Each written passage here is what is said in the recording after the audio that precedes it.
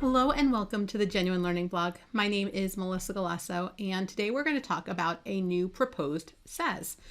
So this is a very interesting proposal. I'm not sure why we did it in two phases, but it works for me. These are proposed changes to AUC Section 935. So let's take a look at why we need these proposed changes. So the AUC Section 935 is when you're performing a compliance audit. This is most commonly used when performing a single audit.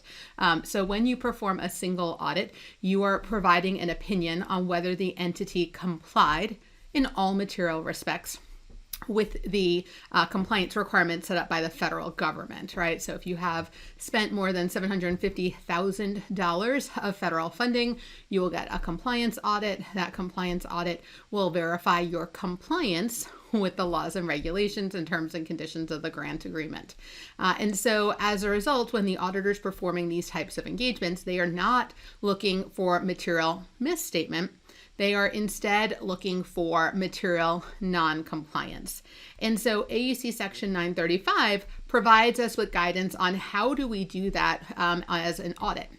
Because if you think about it, all the other audit sections, 240 is fraud, 315 is risk assessment, those are still applicable to a compliance audit, but we have to change some of the wording. And so 935 helps us understand how other AUC sections are adapted in order to do that, right? So instead of looking for the risk material misstatement, we're going to look at the risk material noncompliance, which is made up the inherent risk of noncompliance and control risk of noncompliance. So it talks about how do you take the things that we already know and love from the audit standard and shift them in order to be applicable to a compliance audit. So 935 is really important when doing a single audit. Now, there is an appendix in the back, which is probably my favorite place to go, which are what is not applicable, right? So certain AUC sections just don't apply, or pieces of an AUC section does not apply when you're doing a compliance audit. And so as a result, there is an appendix that basically says, hey, you don't have to follow either these paragraphs or this entire section. For example, group audit, I believe, is one of the ones in there. And you don't have to follow this at all, right? You get to basically skip this, right? 703, that is for ERISA audits. Well, it doesn't apply to a compliance audit, so you get to skip that. 701, CAM, doesn't apply, right? So they kind of have sections because they're not relevant, or the procedures and guidance would not contribute to meeting the objectives because, again, they're not going to be focused on compliance. They don't make sense. Or there's special guidance like reporting. In AUC Section 935, you wouldn't want to follow the normal reporting. You want to follow the reporting in there. And so as a result, this appendix is fabulous. Oddly, I don't know why, when they issued SAS 142 and 145, which is AUC Section 500 and AUC Section 315, they didn't give edits to the appendix. And so if you look, they made changes to a lot of the paragraphs. There's new numbering. 315 is a little bit longer now. And so as a result, if you look at the paragraphs as referenced, they don't make sense. They weren't updated for the new paragraphing and the changes. And so as a result, when these came out, they felt like they had to, obviously, they go, oops, we need to fix that.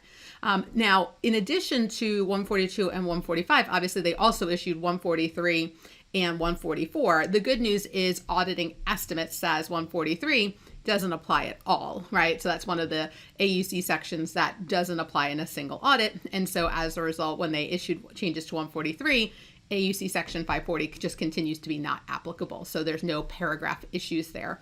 And same thing with SAS 144. They make amendments to Section 501, 540, and 620. And so they, as they go through this, they did not, only certain application material is not relevant to AUC Section 935. So they felt like that was, that was very helpful. So that is basically just going to catch us up. They could have done it as conforming amendments when they issued 143 or 142 and 145. They didn't. I'm not sure if there was a reason behind that or not. In reading all the information, it just looks like they said, oh, we need to fix this. And so in terms of timing, AUC Section 501, there are, this was where we moved the management specialist out. Those are going to be for compliance audits for fiscal years ending on or after December 15, 2022. So in line with SAS 142's effective date. And then for all other proposed amendments, it would be for 2023, which is the effective date for SAS 145.